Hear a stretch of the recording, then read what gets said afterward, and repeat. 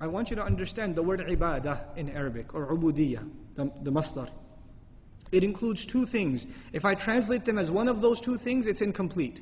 It's a limitation of English as opposed to classical Arabic. Classical Arabic combines many concepts at the same time. And so if we just look at a partial translation or partial meaning of the concept, there's confusion left in the mind. The two terms that completely or comprehensively cover all aspects of ibadah or ubudiyah are two things. Those are worship and slavery. They're two terms, worship and slavery. A lot of times we either take worship or we take slavery, but they're two separate things in English, but they're combined in Arabic into the word ibadah and ubudiyah. So when the messenger says, La a'budu ma ta'budun, it doesn't just mean I will not worship. Also, I will not be enslaved to. I will not become a slave of. Very briefly, I'll remind you of the difference between worship and slavery. When Maghrib happened, we worshipped Allah.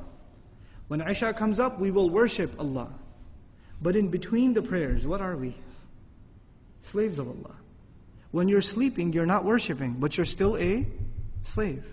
When you wake up, when you're driving to work, brushing your teeth, eating your breakfast, parking your car, even if you're not reciting Quran or you're not doing an act of worship, you are still what? A slave. In other words, worship is specific acts. The act of fasting, the act of praying, the act of making hajj, the act of reciting Quran, the act of giving sadaqah. These are acts of worship. But a slave is a slave all the time, whether he does those acts or not. This concept is very powerful. It means we are to live according to how Allah wants us to live, not just in Jum'ah during the khutbah and when the salah is going on. We are enslaved to Allah in between the prayers too. حَافِظُوا عَلَى الصَّلَوَاتِ وَالصَّلَاةِ الْوُسْطَى. And Salat al-Wusta, some commentary says it's between the prayers. Be connected to Allah too. You know what happens a lot of times? People worship Allah, but they still don't act like His slave.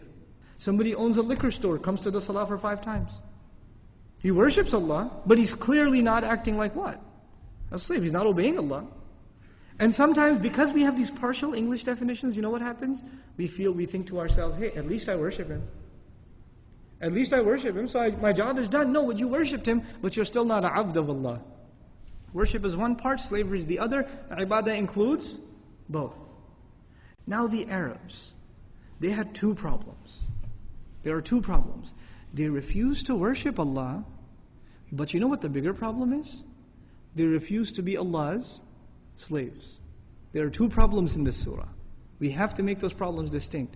When they refuse to bow down only to Allah and get rid of all the idols, what is that a problem of? Worship or slavery? That's a problem of worship. But when they refuse to give the orphan, when they refuse to not kill the baby girl, when they refuse to not feed the poor, when they refuse to not give justice, when they refuse to kill without having right to do so, when they abuse the slave, when they do all of these things, what are they refusing to do? They're refusing to act like Allah's slaves. Being Allah's slave includes you worship Him and you act like His slave. 2 things. So now understand the ayah. La a'budu ma ta'budun. La a'budu, I will not be enslaved to, and I will not worship what you have been worshipping. Now we have to understand, Allah, in this ayah, the messenger is being told to talk about what they worship and what they are slaves of. So what is it that they worship, and what is it that they're slaves of? They're worshippers of idols, false gods. And they are slaves of their own desires. 2 things. They worship the idols, and they are slaves of their own selves, their own hawa, their own nafs.